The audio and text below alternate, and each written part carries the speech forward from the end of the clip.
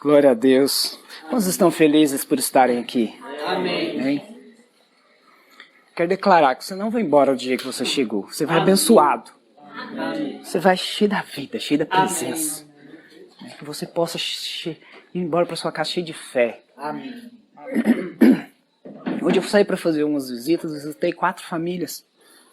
A última família que eu fui, 2 senhoras, já bem idosas, elas conversando. E elas falaram a respeito de tudo que estamos vivendo. E elas tocaram no assunto do medo. Sabe, e eu ouvindo aquilo ali, o Espírito Santo me tocou para pregar o amor de Deus na vida delas. Amém. E falar para elas quanto elas são amadas. E que se elas entenderem quanto elas são amadas, elas não precisam temer, não precisam ter medo. Porque o verdadeiro amor lança fora todo medo. E eu falei muito de Jesus para elas, muito de Jesus. Quando eu fui sair, elas falaram assim, Deus enviou o senhor aqui hoje para falar de Jesus para nós. Amém. O senhor veio aqui, não foi por acaso, um propósito. Precisamos aproveitar oportunidades, irmãos, coisas simples. Uma simples conversa. É um momento oportuno para você falar dele. Para você falar de Cristo. Para você falar da cruz, amém? O Suelto chegou aqui hoje, eu falei isso para ele. Né, Suelto? Eu falei, Suelto, temos que anunciar essa mensagem. O mundo precisa saber dessa mensagem. As pessoas precisam saber, irmãos. Porque no Senhor está tudo que nós precisamos, toda riqueza.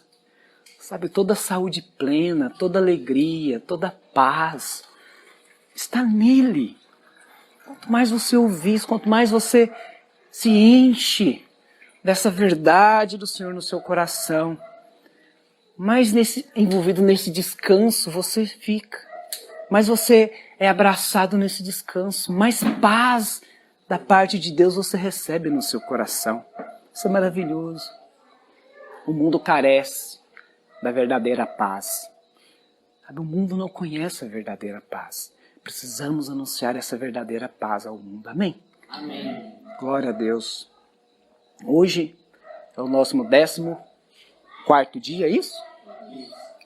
No nosso jejum. E nós vamos compartilhar então a mensagem desse dia, né, que está no nosso livro. Se você tem o livro aí digital, você pode acompanhar. Deixa eu abrir aqui meu esboço. Então hoje no 14º dia nós iremos falar a respeito de uma fé mais excelente. Repete comigo, uma fé mais excelente. O que é ter uma fé mais excelente? Bom, todos nós aqui já sabemos que nós vivemos pela fé, amém? Amém. E que sem fé é impossível agradar a Deus, amém? Então veja, os discípulos chegaram ao Senhor Jesus e eles pediram uma certa vez e pediram algo. Senhor, aumenta-nos a fé. Veja, isso significa que a fé, ela tem o quê? Níveis. Há níveis de fé. Isso significa que a sua fé, quando você se converte, é uma. Mas de acordo com os anos, de acordo com que você vai aprendendo mais do Senhor, e vai experimentando mais de Deus na sua vida, a sua fé ela vai aumentando. Você vai crescendo em fé. Amém, irmãos? Amém. Quantos sabem disso? Levanta a mão. Amém. Glória a Deus. Todos nós sabemos dessas verdades. Bom, agora, algo que nós precisamos saber é o que realmente alimenta a nossa fé. O que realmente agrada a Deus a tal ponto que nós iremos desfrutar de coisas ainda maiores em Deus. E que o Senhor irá se alegrar cada vez mais, porque você é alguém que vive uma vida de fé plena no Senhor. Sabe, acredite, vivemos um tempo aonde você tem uma oportunidade de viver o tempo todo exercitando a sua fé. Acredite. Estamos vivendo um tempo muito oportuno para você colocar a sua fé em prática. Primeiro, por causa desse vírus. Então você tem duas escolhas. Ou você pode andar no espírito do mundo, debaixo do medo, você mesmo buscando um jeito, uma maneira de auto se prevenir, que o mundo, eles acreditam que é a única maneira de serem salvos desse vírus. Ou você pode escolher viver debaixo da verdade da palavra de Deus e saber que Ele é quem guarda você. Amém. Amém. Ele é que está no controle da sua vida. Entende? Esses dois caminhos. Agora, entenda que o Senhor, Ele nunca prometeu a nós que iria nos livrar dos problemas. Ele mesmo disse que se alguma coisa mortífera nos morder, significa então que algo maligno pode nos tocar? Pode. Podemos ser atingidos por ele? Mas o maravilhoso vem depois. Qual que é a promessa? Se o maligno quiser nos atingir, é que nem o mal irá acontecer conosco. Aleluia. O inimigo pode até tentar. Ele pode até se levantar contra você. Mas quando ele se levanta, Deus está guardando você. Amém. Porque Deus é maior na sua vida. Entende? E é debaixo dessa verdade que nós precisamos viver, aprender a viver. É um tempo de você começar a colocar isso em prática todos os dias. Amém. Não tem como. Todos nós temos que sair para trabalhar. Não é verdade?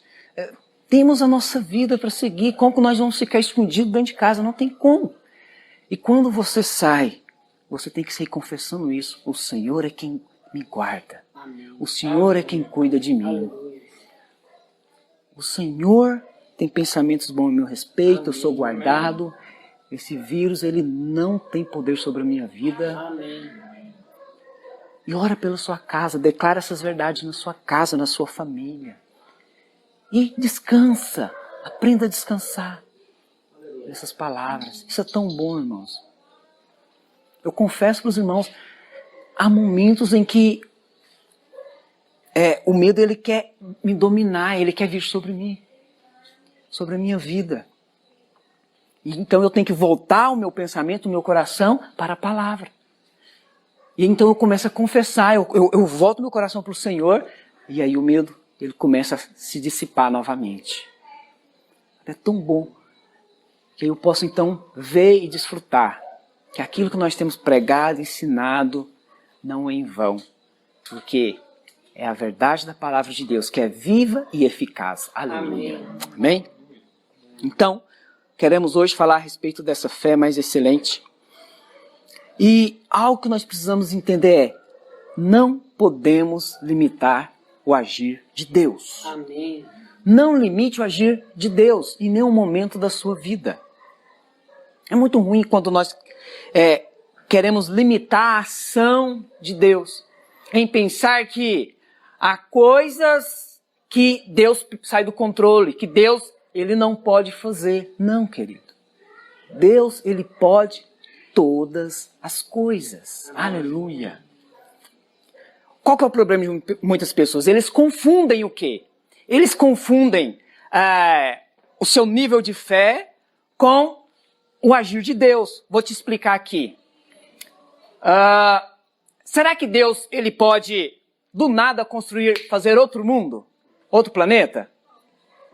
Pode, sim ou não?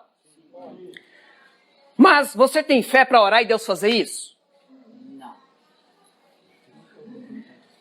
Entende isso? Deus pode. Então, você tem que entender que você não pode confundir as coisas. Deus pode todas as coisas. Agora, nós temos que caminhar conforme o nosso nível de fé. Porém, nunca limite a Deus. Porque Deus vai muito além da nossa compreensão humana limitada. Que não conhecemos absolutamente nada da grandeza, da soberania, da majestade de Deus. Amém. Não sabemos, não limite, porque Ele é o Deus Criador que pode todas as coisas. Ele é que faz o invisível se tornar visível, que traz a existência. Aleluia. Sabe? Então, esse é Deus que pode todas as coisas.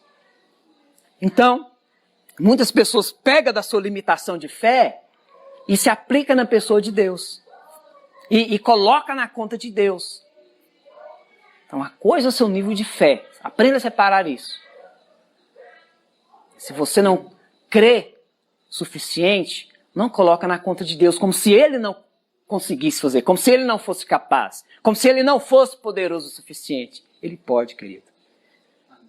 Ele pode destruir o inimigo, o diabo, só com um sopro. Só no abrir da boca, ele pode destruir todo um exército. Sabe, é algo tão tremendo que a Bíblia fala quando os soldados chegaram lá no Getsemane, perguntando por Jesus. Quando ele respondeu, sou eu, soldados romanos, o que aconteceu com eles? Caíram para trás. Que coisa sobrenatural. Só no abrir da boca, sou eu. Aqueles homens soldados fortes, guerreiros, caíram. Veja, né, a palavra de Deus também diz que Ele criou todas as coisas pela sua palavra. Amém, irmãos? Amém. Então, tem um versículo que eu gostaria de começarmos por ele. Lá em Juízes, capítulo 1, versículo 1 até o 3, abre lá. Depois da morte de Josué, os filhos de Israel consultaram o Senhor dizendo, quem dentre nós primeiro subirá aos cananeus para pelejar contra eles? Respondeu Quem que respondeu? O Senhor. Judá subirá. Eis que nas suas mãos entreguei a terra. Diga glória a Deus. Glória a Deus. Olha que coisa maravilhosa. Josué, ele foi o sucessor de quem? De Moisés. E ele então foi usado por Deus para conduzir a nação de Israel até a terra prometida. Aleluia. Mas, como todo ser humano, chegou um tempo que Josué, ele morreu. E aí o povo ficou meio que perdido. Agora não tem um intercessor, alguém que nós podemos chegar e ter direção. Mas foi maravilhoso que eles falaram assim, peraí, todas as vezes, quando os nossos líderes precisavam de direção, eles iam para Deus, vamos fazer isso, vamos consultar Deus. Na hora que eles precisaram de uma direção, eles consultaram o Senhor. E a palavra de Deus então diz que o Senhor respondeu. Amém. E deu a direção, conforme a oração deles. Falou, foi bem claro, quem vai subir primeiro? Judá vai subir. Judá vai subir. Pronto. Esse vai ser o primeiro a ir para a guerra. A palavra foi liberada. A resposta, eles tiveram a resposta de Deus. Mas continuando.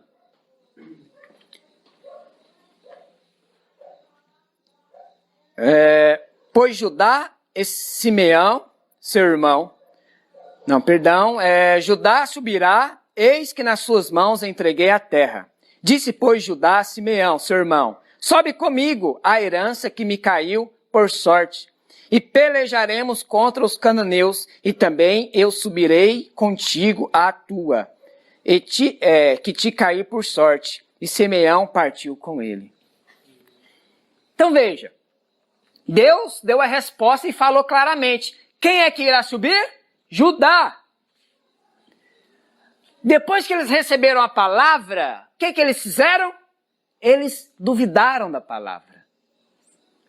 E o que ele fez então? Judá foi até o seu irmão Simeão, aqui é as tribos, tá, irmãos? E foi até a tribo de Simeão e falou o quê? Vem vocês nos ajudarem. Mas Deus já havia liberado uma palavra. A palavra de Deus já havia sido liberada. Eles só tinham que crer, amém, irmãos? Amém. Crer e ir debaixo da palavra de Deus, porque o Senhor já entregou, não foi isso que Deus disse? Eu já entreguei, já foi entregue. Mas eles então fazem o contrário. Faz o contrário da palavra. Buscam ajuda, buscam reforço humano. Veja, eles começaram bem, consultando o Senhor. Mas terminaram com o coração errado, duvidando da palavra. Sempre quando nos falta uma direção, sempre quando não temos clareza de água ou estamos passando por luta, melhor coisa a fazermos é consultar quem? O Senhor. Amém, irmãos? Amém. Melhor coisa é ir para a presença, é buscar o Senhor, é orar, é ter uma direção de Deus. Amém. Agora deixe-me dizer algo para você. Uma vez que você tiver a resposta, não duvide. Creia somente. Me fez lembrar, eu lendo isso daqui me fez lembrar de uma história, eu acredito que muitos aqui já ouviram, de um homem que caiu num precipício, eu sei ela bem resumida, e aí ele estava segurando em uma galha, quem já viu essa historinha?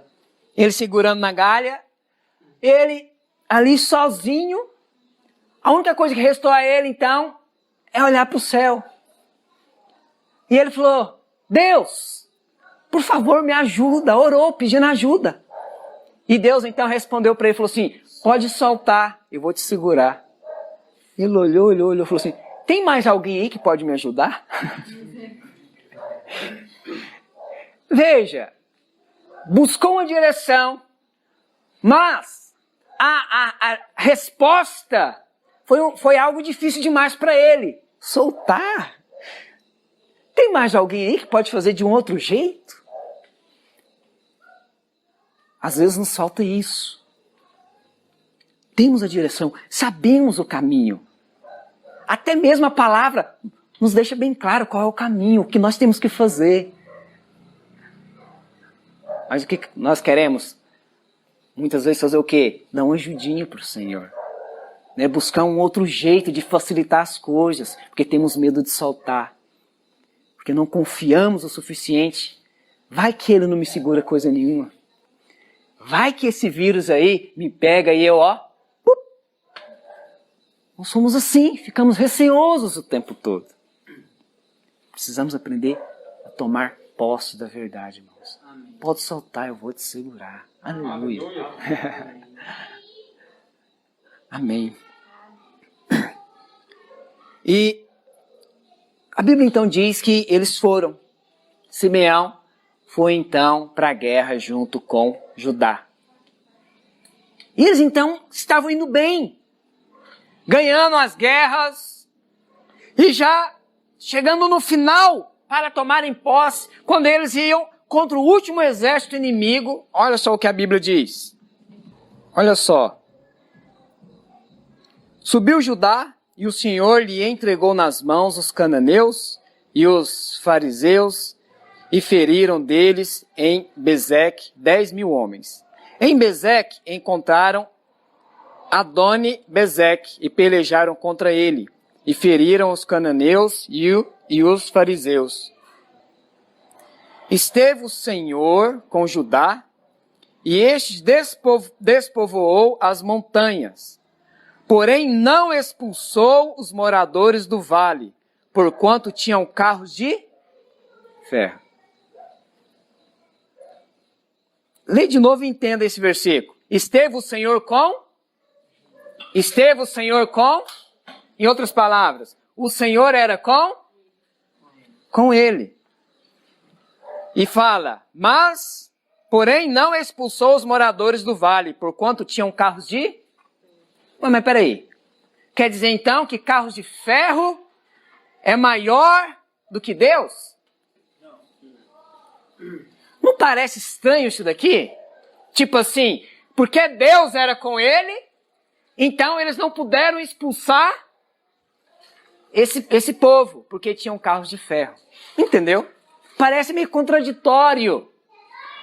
Mas a verdade é que eles limitaram o agir de Deus.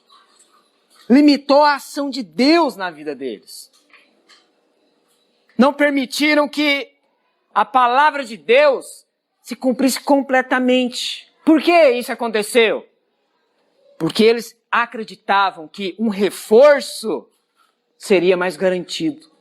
Que ter uma ajuda do seu irmão, da outra tribo, seria mais eficaz, Edmilson. Então eles foram confiados não somente na palavra, mas eles foram confiados no quê? Na força do seu exército, no seu poder. Eles limitaram a ação de Deus.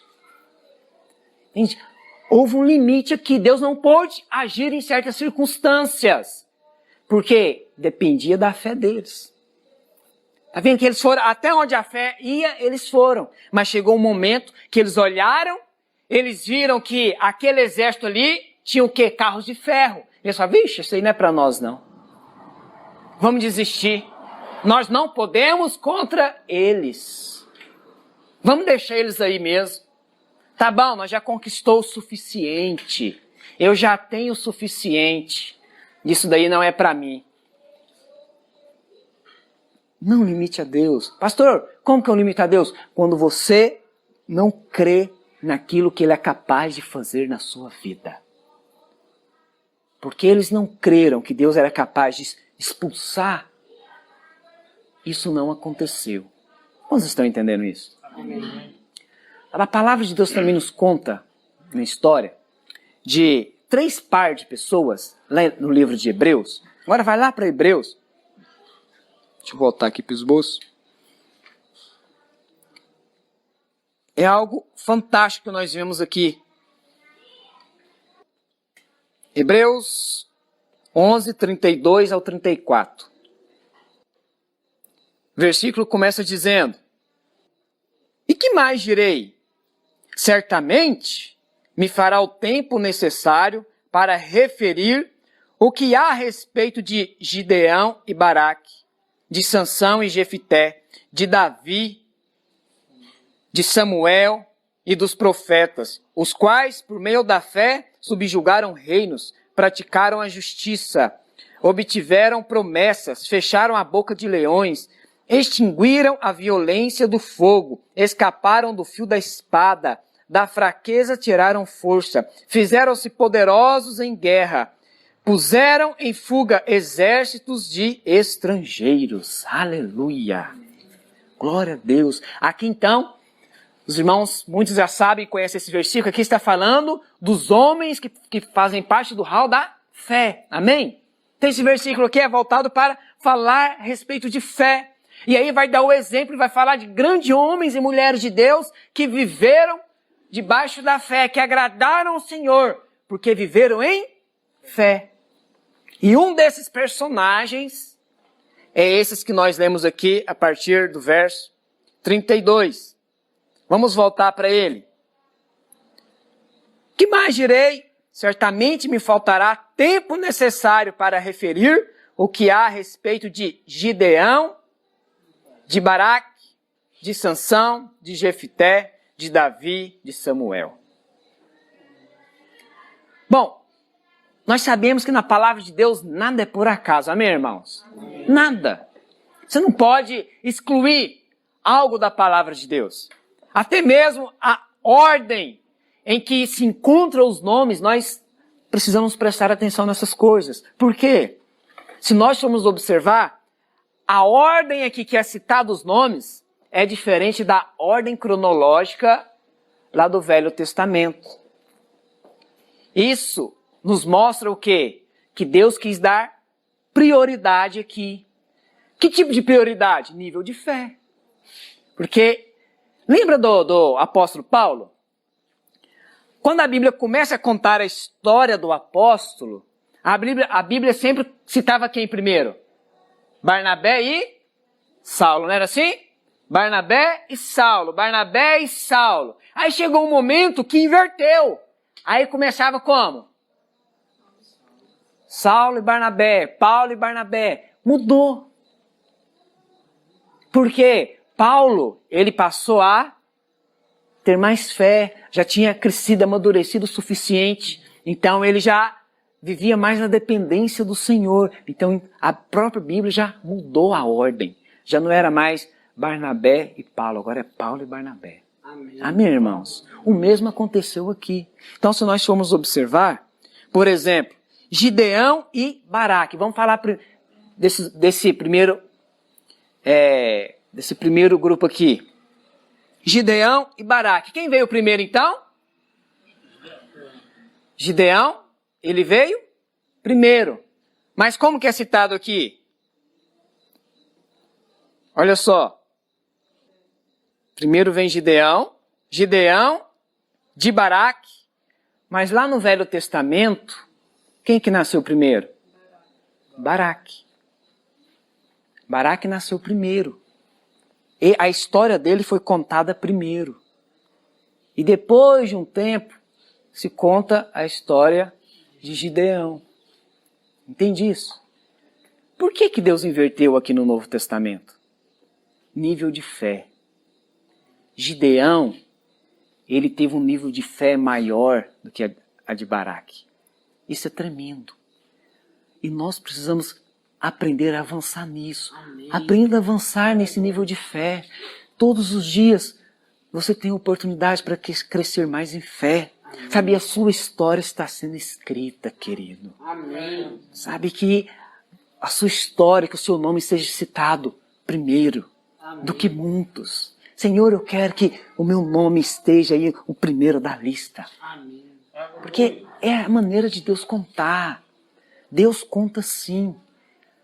Sabe, Deus, Ele está olhando para a sua fé somente, não é para a sua ação. Veja que a sua ação é só uma consequência da sua fé. Amém. Amém, irmãos? Amém. Então, vamos ver aqui o porquê disso. Vamos rapidamente compartilhar aqui a história desses homens. Gideão e Baraque. Os irmãos conhecem bem a história de Gideão. Vamos lá. O que Gideão, qual que é a história mais famosa de Gideão? Lembra lá quando ele quis fazer um teste com o Senhor? Deus chama ele. E aí ele fica assim com dúvida se é Deus realmente chamando. Se é a palavra de Deus, o que ele faz? Ele pega o quê? Uma lã. E ele fala, Deus, é o seguinte, eu tô meio assim se é realmente o Senhor ou não. Presta atenção, ele só queria confirmar se era de Deus ou não. Ele não estava duvidando se Deus poderia fazer. É diferente, ele só queria uma confirmação. Para ter certeza que era a palavra de Deus. Está entendendo? Sim. E ele então fala o seguinte para Deus, eu vou colocar a lã aqui, Senhor. E no outro dia, quando amanhecer, quando eu acordar, se a lã estiver toda encharcada e em volta seco, é porque é o Senhor falando. E assim aconteceu. No outro dia, quando ele acorda, a lã está o quê? Toda molhada. De tal forma que encheu-se uma taça. Quando ele apertou, uma taça cheia.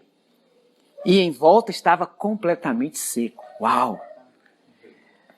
E aí ele ainda ficou meio assim, meio inseguro. Falou assim, Senhor, não ira não, mas só mais uma vez. Vamos fazer o seguinte, agora vamos inverter o negócio aqui. Se nessa próxima noite, a lã estiver completamente seca e em volta dela a terra estiver totalmente molhada, aí sim, agora eu sei que é o Senhor que está falando e eu vou. No outro dia, o que aconteceu? A lã estava completamente seca. E em volta o chão estava totalmente molhado. Aleluia. Amém. Sabe qual que é o princípio? Sabe, Velho Testamento, não veja com a ótica natural. Isso é um problema. Há um princípio espiritual nisso daqui. Sabe, esse orvalho, esse sereno que cai, esse orvalho, aponta para o quê? Está falando do quê, irmãos? Da presença. Aponta para Jesus. Amém? Por quê? Jesus, ele é aquele que tem o quê? Água viva. Amém? Amém. Jesus, ele é aquele que tem a graça, que tem a bênção, que tem o favor. É aquele que pode encher, sabe, de vida, de água, aquilo que está seco. E veja, essa lã, ela vem do quê? Do carneiro. E sabemos que esse carneiro aponta para o Senhor Jesus. Então, quando ele coloca aquilo lá, o que está querendo dizer a primeira vez? Que aquele que tem água em abundância, aquele que transborda graça, ele está aonde? Ele vem e começa a habitar em uma terra completamente seca, sem vida, que é Cristo. Entende? E depois inverte a situação. Aquele que tem o quê? Graça abundante, ele agora se esvazia de si mesmo, amém? E aquilo que estava seco, agora tem a abundância da graça. Amém. Glória a Deus. Veja, é favor, é Cristo. Aleluia. Isso é tremendo. Então preste atenção aqui, ó. Olha para cá, irmãos. Quer ter uma fé excelente? Olha para Jesus. Amém. Amém. Expressa Cristo. Deixa Cristo ser expressado através de você. Amém. Viva para o Senhor Jesus.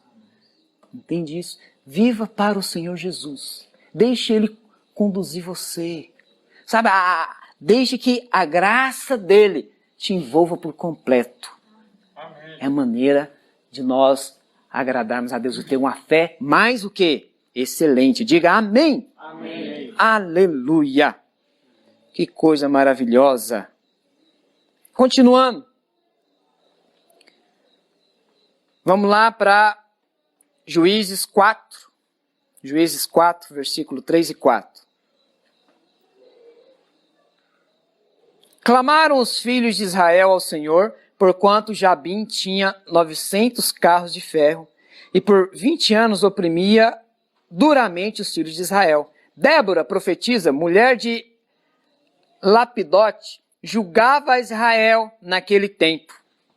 Então, uma mulher é que era juíza naquele tempo. Ela que estava ali sendo usada por Deus, ela era uma profetisa, e ela que falava a Israel naquele tempo. Deus usava aquela mulher.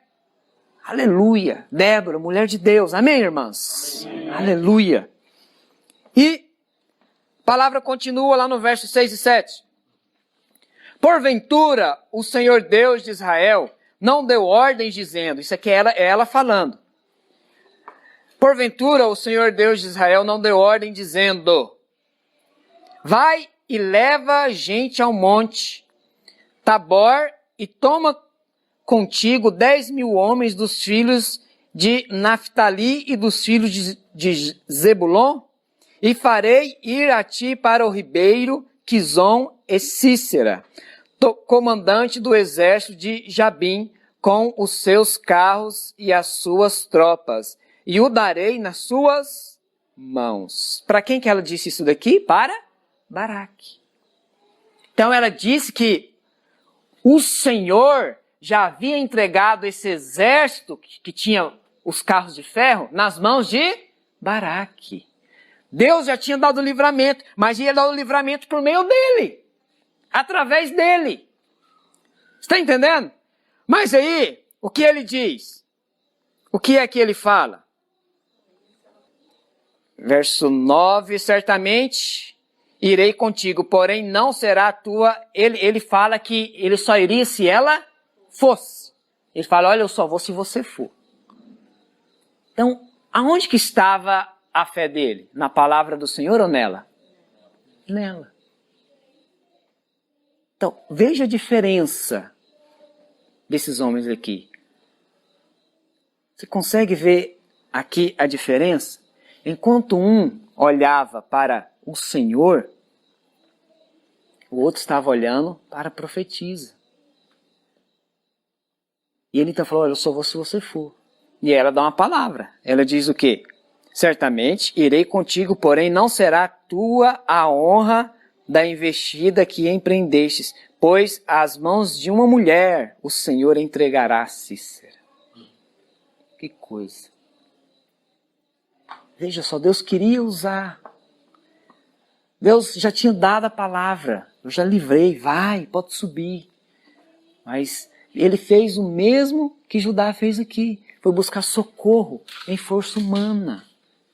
Foi buscar uma força em homens. E duvidou do agir sobrenatural de Deus. Porque olhou para os carros de ferro. Ah, são poderosos demais. Quantos estão entendendo isso? Amém.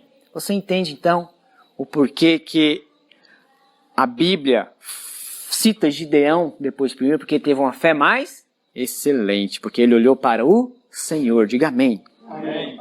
Depois nós temos a história também de Sansão e Jefité. Os irmãos também conhecem bem a história de Sansão. A Bíblia fala que certa vez ele pegou a queixada de um jumento, o maxilar, essa parte de baixo. E ele, de alguma certa forma, ele encaixou na mão.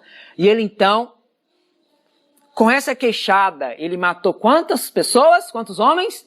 1000 homens. Já imaginou um negócio desse, Edmilson? Um único homem coloca uma queixada, um pedaço de queixo de um jumento na mão, e ele fere e mata 1000 homens. Isso é algo normal? Não. Você acha que isso é possível para um homem? Não. É óbvio que isso é algo sobrenatural. O pastor Aloysio, ele até brincou e falou assim, isso é coisa de X-Men, coisa de filme de super-herói. E olha lá, né, um super-herói conseguir vencer 1000. Não tem como. É muito óbvio. Deus está nesse negócio. E o próprio Sansão, ele fala com a própria boca dele, que foi Deus quem deu o livramento. Vamos ler? Agora lá no capítulo 15, Juízes 15, versículo 15 a 19. Achou uma queixada de jumento, ainda fresca, à mão, e tomou-a, e feriu com ela 1000 homens. E disse, com uma queixada de jumento, um montão, outro montão, com uma queixada de jumento, feri 1000 homens. Tendo ele acabado de falar, lançou da sua mão a queixada. Chamou-se aquele lugar Ramat-Leí. Sentindo grande sede, clamou ao Senhor e disse, por intermédio do teu servo, deste esta grande salvação. Veja, ele reconheceu que foi obra de Deus. Morrerei eu agora de sede e cairei nas mãos destes incircuncisos? Então o Senhor fendeu a cavidade que estava em Leí, e dela saiu água. Tendo Sansão bebido, recobrou alento e reviveu. Daí chamar-se aquele lugar em Acoré, até o dia de hoje. Para os irmãos entender algo aqui, para você entender algo poderoso que aconteceu aqui. Sansão, ele não era uma pessoa comum. A Bíblia fala que Deus chamou Sansão desde o ventre. E ele era um nazireu, separado, certo? Separado para Deus. Isso significa que ele não podia, o nazireu não podia cortar cabelo, né? Por isso que ele teve aquela história, né, do poder da força dele que estava no cabelo, não podia cortar cabelo. O que mais? Coisa da uva, né? Não podia beber suco, vinho de uva. E outra coisa, ele não podia tocar em nada morto. E aqui, a Bíblia diz o quê? Que ele pegou uma queixada que estava ainda fresca. Tinha pouco tempo, era um cadáver, ele não podia tocar. Não podia, era uma lei. Mas o que aconteceu? Ele pegou, ele feriu a regra, ele feriu 1000 homens com isso, ele fez algo errado, sim ou não? Sim. Mas sabe o que é maravilhoso? que depois ele, mesmo ele fazendo algo que ele não podia fazer, ele clama a quem? A Deus. Mesmo errando, ele lembra do Senhor e fala, Senhor, estou com sede. O Senhor me dá livramento e agora vai me deixar eu morrer aqui de sede? E a Bíblia diz então que Deus feriu a rocha. E da rocha saiu água. Aleluia. Sabe, sempre quando a Bíblia fala que de sair água da rocha, está falando de quem? De Cristo mais uma vez. Cristo aparece na história aqui. Isso não é maravilhoso, irmãos? Sabe, Velho Testamento não é uma história, um livro de história somente. A Bíblia toda é mostrando Jesus. Sabe, aqui nós vemos, através do clamor de Sansão, um homem que tinha acabado de errar, ele agora está invocando o Senhor e fala, Senhor, me ajuda. E aí, Cristo manifesta ali para matar a sede daquele homem. Que coisa poderosa. Isso é maravilhoso demais, amém, irmãos? Amém. Que coisa linda, meu Deus do céu. E aí, nós temos a história de Jefité. Os irmãos também, eu acredito que conhecem a história desse homem aqui. Não vamos ler não, vamos só contar a história por causa do nosso tempo. Mas a Bíblia diz que Jefité, ele queria vencer o inimigo, porque Deus havia chamado. Mas quando ele estava para ir contra o inimigo, a Bíblia diz que ele fez o quê para Deus? Fez um voto. Qual foi o voto que ele fez? Senhor, se o Senhor me entregar nas mãos, me der a vitória, quando eu voltar, o primeiro que eu encontrar, que vier ao meu encontro, eu vou oferecer ele em sacrifício holocausto ao Senhor. Quantos lembram dessa história? Gente do céu. Eu me lembro, olha eu confessando meus pecados aqui. Eu me lembro que foi em 2000 e... eu ainda não tinha casado, acho que foi em 2007. Casei em 2008. Eu fiz um voto a Deus. O voto que eu fiz para Deus é que eu nunca mais iria colocar café na boca. E hoje os irmãos sabem o tanto que eu gosto de café. Gente do céu. É um negócio terrível. Olha para cá. Você está vendo? Vocês acham que o pastor de vocês é santo? Não, não. Sabe quando é que a gente faz esse tipo de coisa para Deus, esse tipo de voto?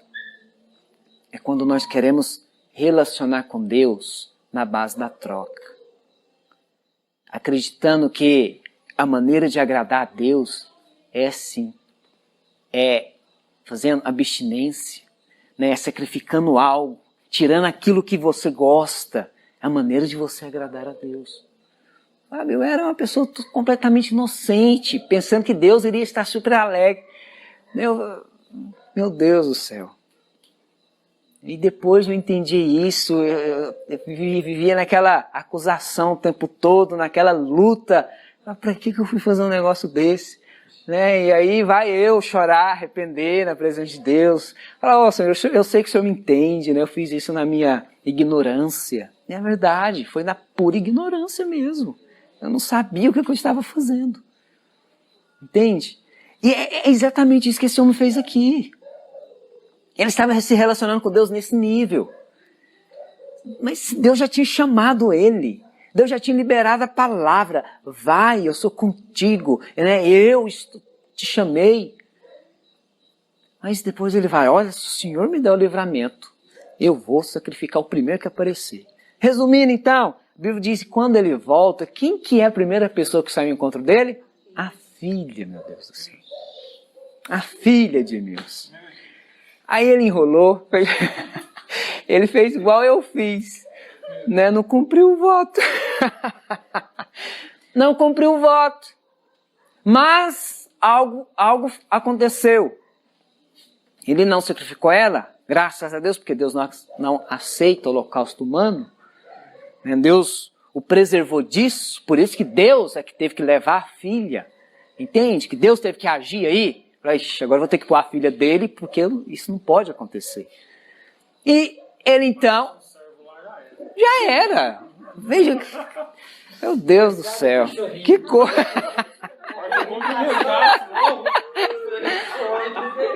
Veja, irmãos, a Bíblia diz, veja o quanto isso é sério, que ela então foi chorar a virgindade. Ela nunca se casou, nunca teve filhos. A descendência dele acabou por ali.